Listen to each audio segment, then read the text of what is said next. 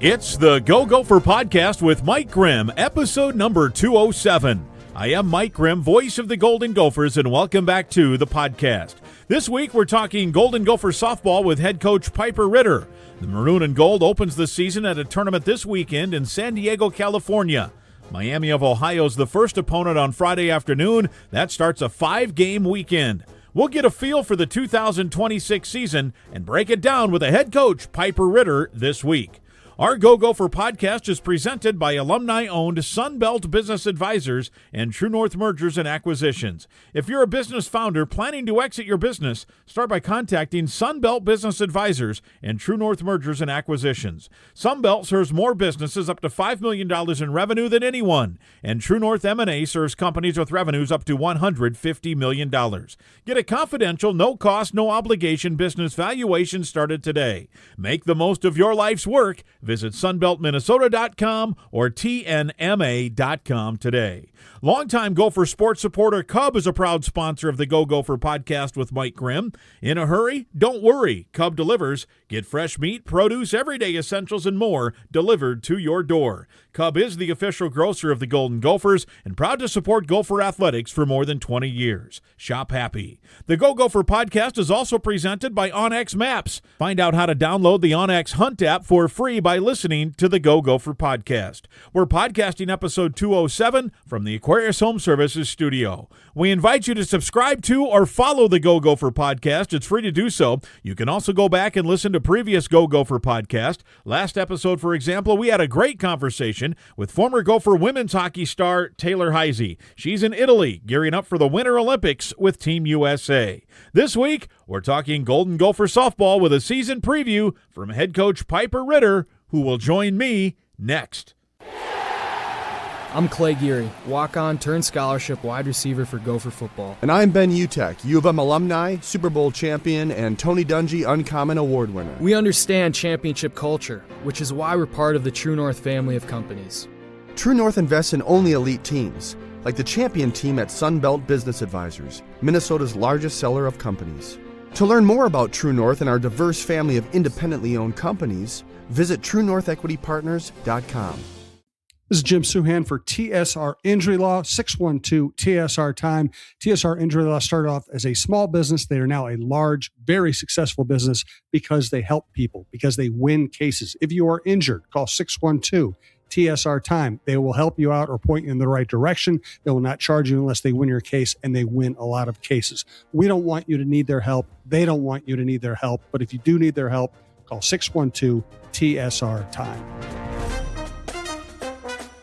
It's episode 207. We are talking softball with head coach Piper Ritter. It's our annual preseason look at whatever year it is. It's 2026 this year. And then once the season gets going, we usually catch up again. And good to see you. And here we are, game week. Yes, game week. We're excited. We're excited to get on the road. I mean, you know, we've had a winter here at Minnesota, so they're excited to get back out into the warm weather. Yeah, you guys head to San Diego. Not a bad opening act for the weekend here, and we'll certainly get into it. But when you play, we've talked about this a lot, when we play in a northern state, you have to do a lot of traveling early in the season. That can create some stress and some some challenges. But I don't know if a lot of people are going to feel sorry for you, right? You get to go to San Diego while we're all still shoveling snow.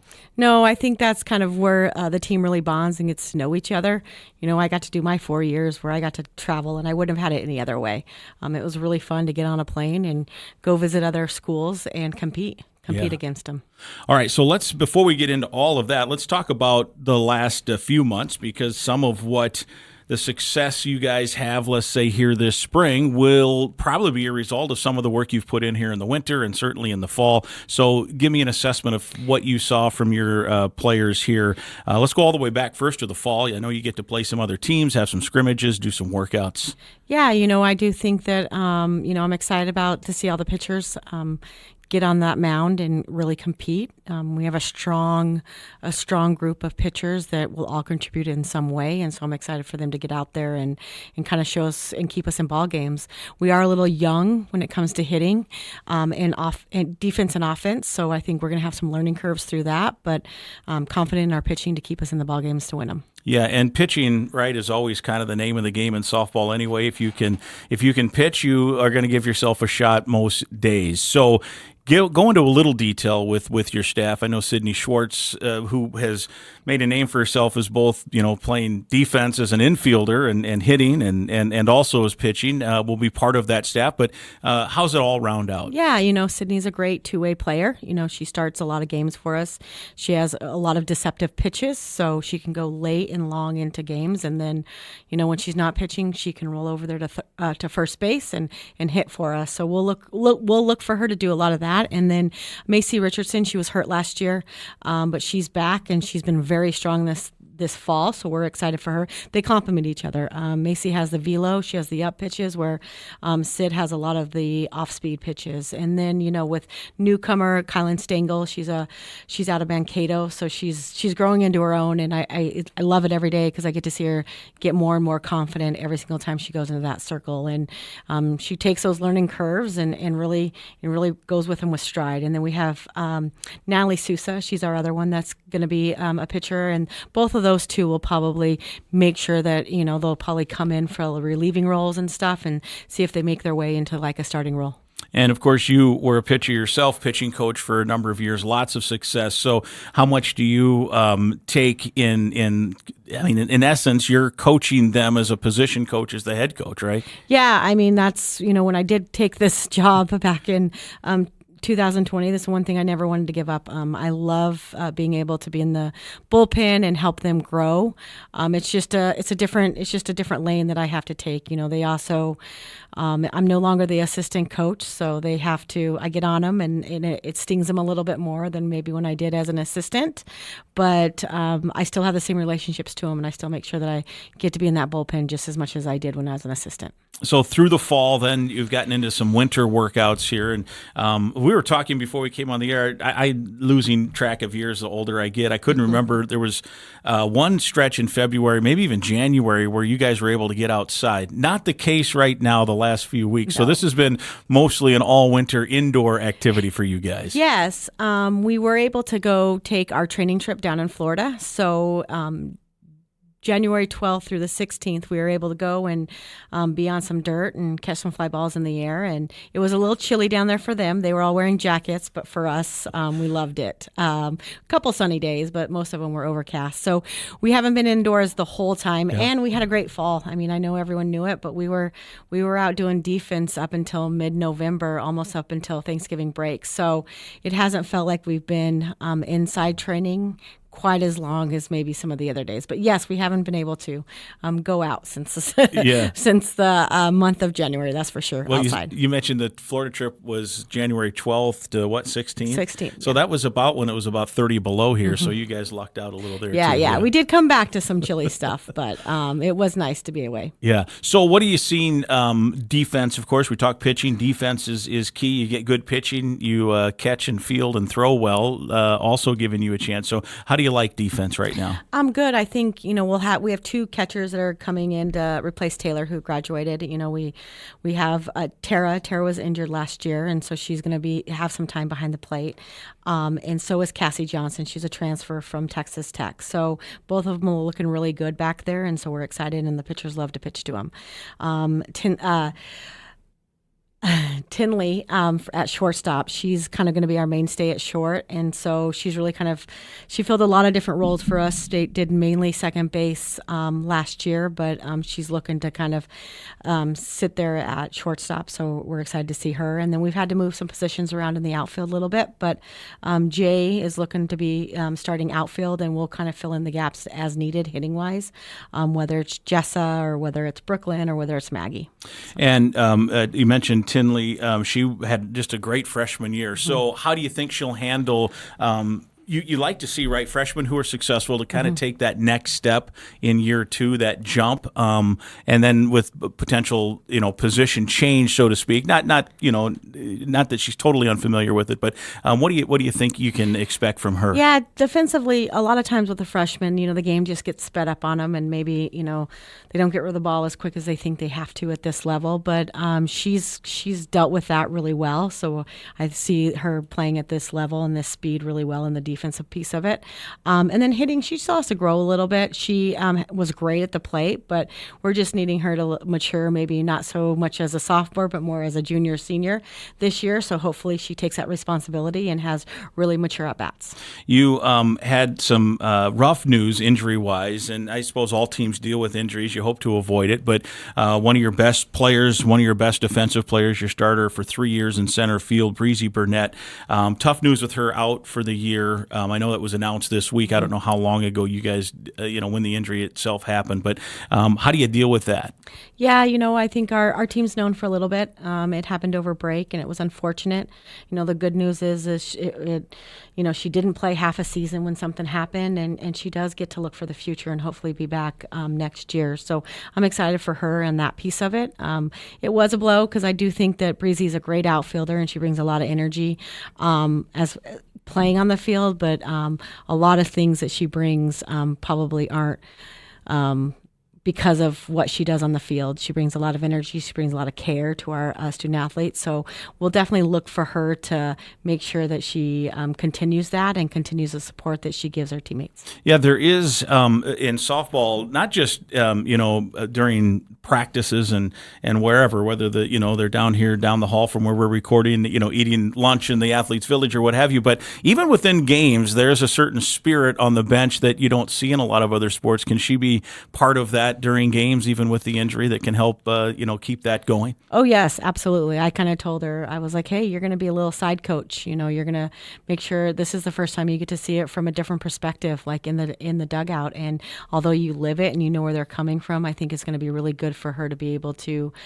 just talk to student athletes of like what she sees now that she's a little bit more removed. Yeah. And, nobody wants an injury, but I've covered enough sports and watched enough sports that sometimes when an athlete does have to sit and watch and take part in another way, it can then, when they return, elevate their game because they do see it from a different angle, or they do say, oh, man, I'm not taking this for granted anymore, and you get the extra heartbeat out of it or whatever. And maybe if you want to, look, we're grasping at a silver lining in this, but maybe that can be part of it. Yeah, I do think you see it from a different lens when you're just removed from it, maybe a little less emotional about maybe a certain play or a certain situation that happens in a game, that you're able to just look at it from a different lens. And so hopefully that'll, Breezy will take that role, but I know she'll continue to give everything she has to her teammates. So how does that, or do you know yet for sure how that position defensively will be handled now when the season gets rolling and you get going? No, not really. Obviously we still have some great outfielders, and we're kind of, center fielders definitely take command and have a voice out there. So we're still looking for someone to kind of take charge when it comes to that. But we definitely have outfielders that can fill the role for sure. You guys had a good recruiting class as well. Give us a little hint. Maybe there's some players that haven't yet been big contributors. Do you think there's some that are on the cusp that you can expect to, that's okay, here we go, this is a nice season she's putting together? Yeah, I do think, like I kind of said, Tara, she's been on our team. She's a junior. She had an injury last year. I think we were going to see some things from her before her injury took her. So I'm excited to see her. I think she's doing well. She's putting together great at-bats, so we're very excited about that. And then I think Kylan Stengel, she's a freshman. She's definitely going to be helping us pitching, and then as she matures hitting, she does have the right stuff for it. Yeah, and in softball, there is it's not everybody, right? But there are players who can pitch and play.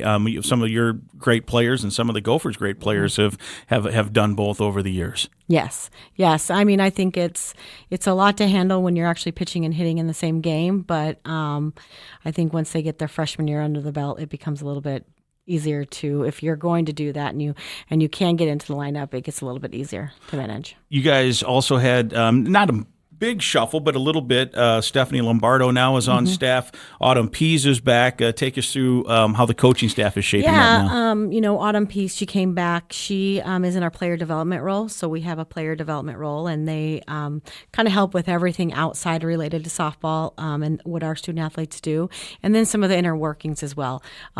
one reason why we have that role as well is to be able to have a pitcher that can throw some BP. So it is nice to come back and have her able to throw BP. As we know, she was a great pitcher. So if we can hit Autumn's changeup, we can hit probably anyone's changeup. So that's been really exciting. And then Stephanie, she comes, she's a Wisconsin Badger, but then she went and she coached in minor league baseball for a while. So she came back and she's our infield coach as well as hitting. So it's been really exciting to watch her just take the lead on the infield and just the knowledge that she has. She's come to the good side. Yes. Yeah, no doubt. That's great. That's great.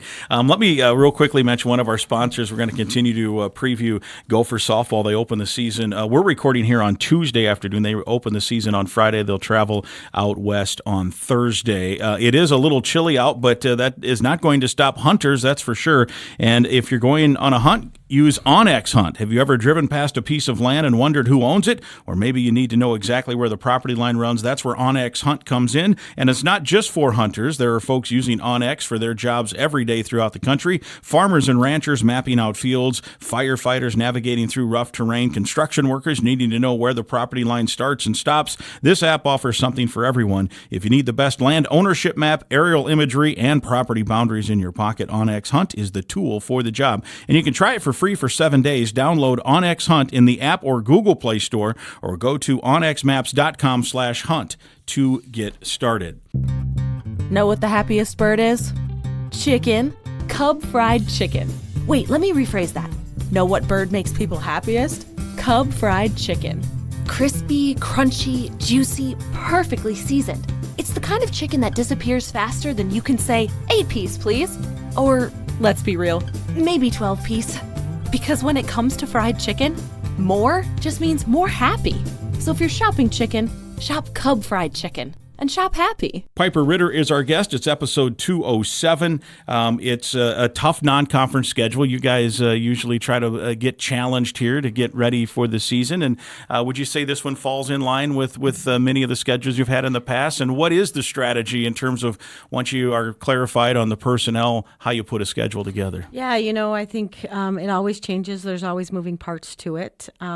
It's really beneficial to get our Big Ten schedule early because, as you can see, the Big Ten's all across the board. And so you know exactly who you're playing a 3-game series for. We got ours a little later. We didn't necessarily know that based on our schedule, but this next year coming in 2017, we did get our schedule earlier this year. So we're excited about that. But, you just there's a lot of moving pieces. You go to places, I like to go back to places where some of our girls are from. So, Southern California, or whether we go back to Florida, things like that. So I'd like to go back there. I always try to make it a point to go back to somewhere that our student athletes are from. And then just making sure that wherever we go, there's, top 50 RPI, KPI people to play. So yeah, and is there? I mean, sometimes you get into a tournament and you can't control who else might be in it, but you can find out and say, oh, that's one we might pass on, or one, this is one we want to get in. Is there kind of an art too that you don't want to make it so tough that you can schedule yourself out of an opportunity to be in the mix? On the same token, you don't want to make it so easy that your strength of schedule lacks. So what is there a fine line there? If you're playing a top 20 team, you definitely don't want to play on their home turf. And so that's kind of my biggest thing. So I love it when we get to play them. We get to go play Oklahoma, but playing Oklahoma, even though it is thinner air down in New Mexico, is different than playing them at home. So that's kind of one of my things is I look for those. I look to see who we can play, but I don't always necessarily want to go to their home turf. I've been around this game a long time to know that it's not necessarily always in your best interest. Yeah.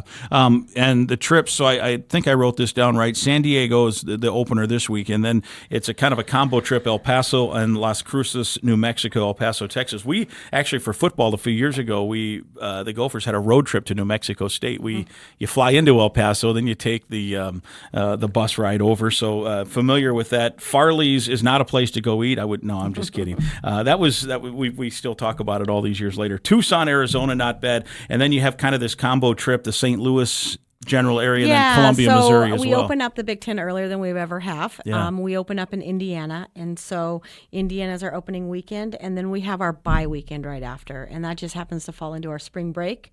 So we took advantage of it. I know the bye weekend for Missouri was that weekend, so we hopped in that tournament. We're able to play some Big 12 teams and some other conference teams in there, and then we have a couple midweeks because we used to be an 8-weekend Big Ten series, but now we're 9 weeks weekend Big Ten series. That only leaves us for 3 games each weekend, and so we have to pick up those games other places. And as you know, in Minnesota, we don't necessarily pick up the midweek games.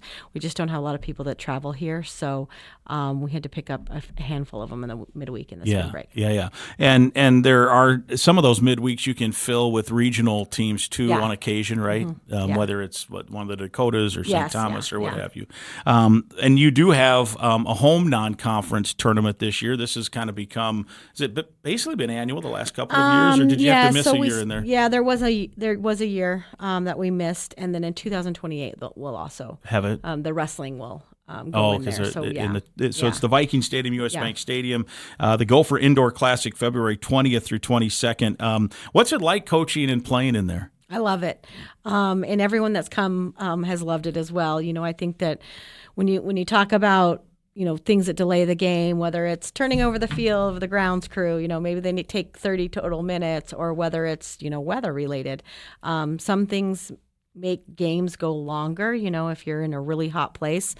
Everyone just moves a little slower, right? Just in the sense of it takes a little bit more out of you. If you're playing somewhere with weather, you have weather to deal with. So I feel like it's the ultimate climate control. The games are climate controlled. Everyone feels perfect, and they move pretty. Even if they're extra inning, they move pretty smoothly. So it's been a really fun to be able to host that and to be able to put it on and showcase it, especially in February when I know people are itching to go out and see softball, but they can't quite see it yet. Yeah. They can see it in there. They get an opportunity. Tickets, gophersports.com. Go to the ticket page, find the softball. 5 games for the Gophers, but there'll be more than that, too. Like if there's big softball fans, I think, Iowa State's coming in and some others? Yeah. Yes, Iowa State. We've got Central Michigan. We've got North Dakota State, and we have Long Island. Yeah. So a lot of games will be games from the first game starts at 9. I think the last game's at 7 on Friday and Saturday, and then it's a half a day on Sunday. But we also, if you do get a ticket, we offer a free kids clinic. Nice, very good. And I know I tease you a little bit about you guys get to go warm places and stuff, but travel does get to be a deal, right? I mean, week after week and all that stuff, and waiting in airports and hoping that you don't get rained out, nervous about that. Mm-hmm. Is it nice that there's maybe, when you count from the end of the previous road trip to the start of the next, it's really about a 2-week stretch where you don't have to worry about travel. Games are guaranteed. Yes. You sleep in your own bed. Yes, we do love it. I mean, you're still hosting a tournament, so there's still a lot that goes in that. But for our student athletes, it does matter to be home when you're in that big stretch of travel. And then I just think it's really good for our fans to see us one extra time. Our girls, our Gophers sometimes get really nervous our first opening weekend at our stadium, and so this is a chance for them to be in front of the home crowd just before our stadium. Yeah. How does it play? Is it does the ball fly differently? Does it sound different? Does it? No, I haven't noticed any of that. Not in there. Maybe you'll have to ask baseball. It's not like the Metrodome. I did feel like the ball flew in the Metrodome. I don't feel like that at all. The only thing I can tell you that's really kind of interesting is when it is really, really bright and it's really dark outside. Although it's 7:00 at night, it does not feel like 7:00 in there. It still feels like a day game almost. And I'm sure there are times with that roof that you might have to wear, some player may have to wear sunglasses, right? Right? The outfielders will wear them just because, the lights are very bright. Yeah, the lights are bright. And then in addition to that is, what do the opposing coaches do when they come and play there? Do they generally give you good reviews of, hey, this is cool? Yeah, I think I think it's a really cool experience for them all to play in a professional setting.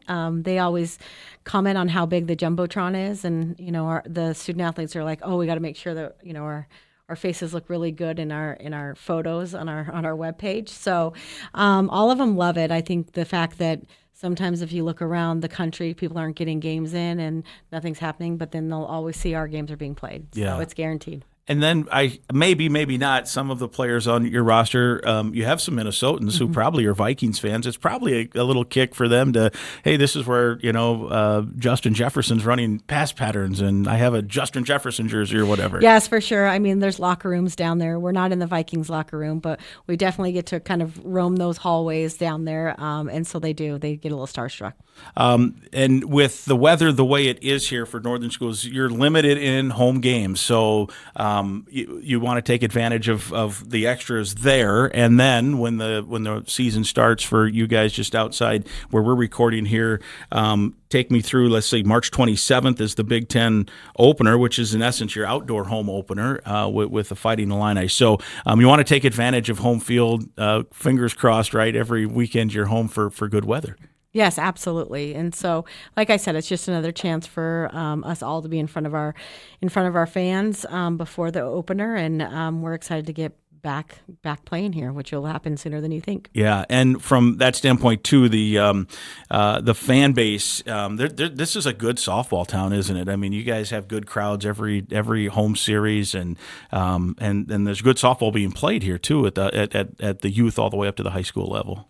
Yes, I've always said that we bring out a lot of fans just in the city of Minneapolis, and then you pair that with the amount of softball people who play softball, and yes, sometimes high school they have to play back to back to back, and so they might not get to some of our games. But when it's a nice day or it's been a nice spring and everyone's had their games, we get a ton of fans. Yeah, and you played high school here, so it can be a little chilly. But how would you say it's progressed generationally now? Are there more good players now than there were 20 years ago? Oh well, I think that just the sport itself has progressed. I mean, like recruiting way back when I played versus now, I mean, the players are just better. So it does roll over effect regardless of what state you're at. They've gotten better. Yeah.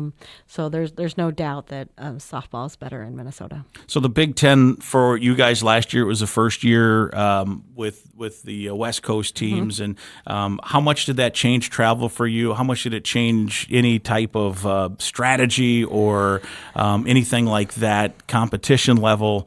What was your impression of that? No, so it doesn't change much for us, it's kind of funny. Everyone asked about that, but we're dead set in the middle. So we'll either go to the West Coast or we'll go to the East Coast every year. So this year we're going to Washington. Maybe next year, I can't remember. Maybe we go to the East Coast. It doesn't change for us. A lot of times when we're on the road, we're on the road. It doesn't matter. We're not UCLA where they could be at home the whole time, and now they're having to travel a lot. It is going to be interesting to have a longer travel in the middle of our Big Ten. We've never had to travel that far. Usually it's get on a bus real quick.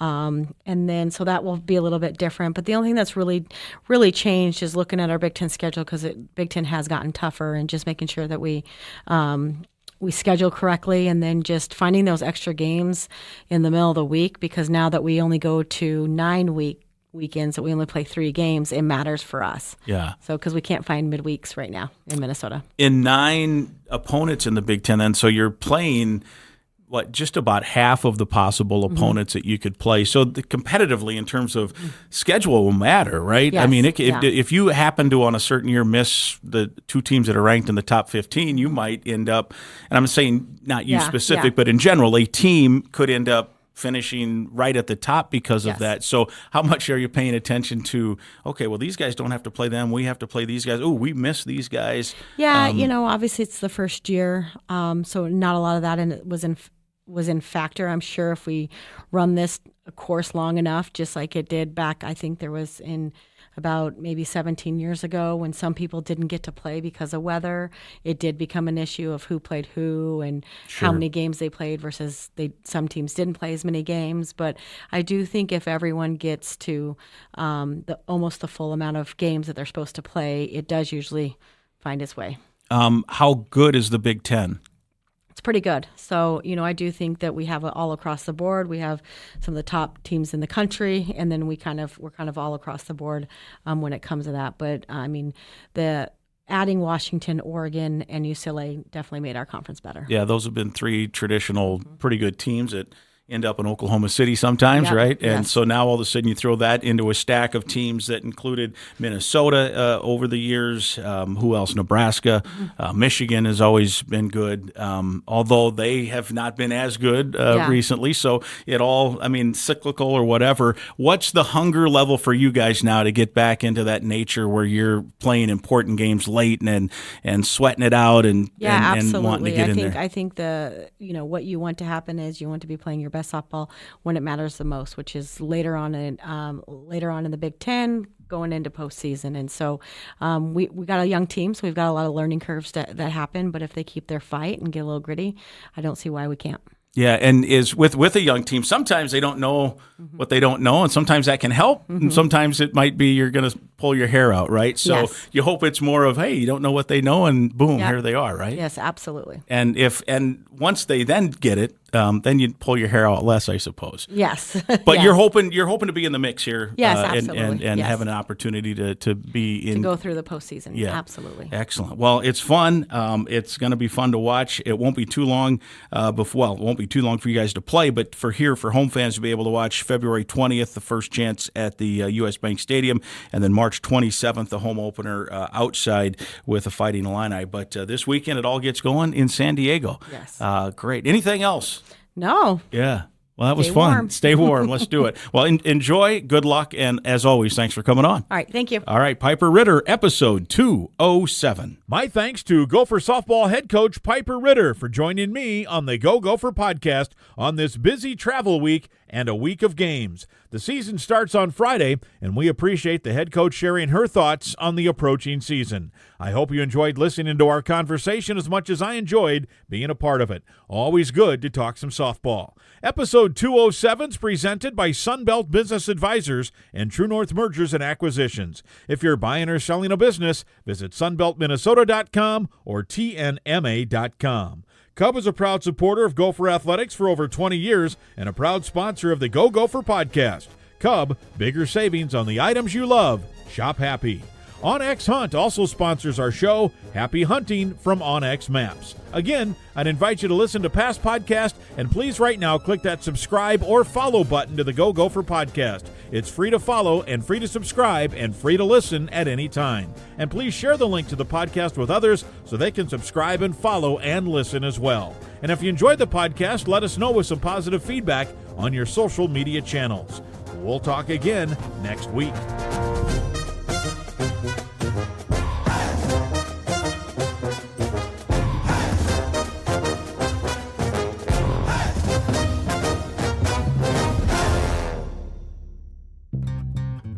Know what happy is? Veggies. Crunchy, crispy, colorful, seasonal, aromatic, juicy veggies. Produce at its freshest. Cub produce. Best produce, period. Guaranteed to make you happy or will replace it. No questions asked. Because good produce makes veggie lovers happy. Just remember, fresh, happy. Stale, limp, and wilted, not happy. You want to make a veggie lover happy? Shop Cub for produce. And shop happy.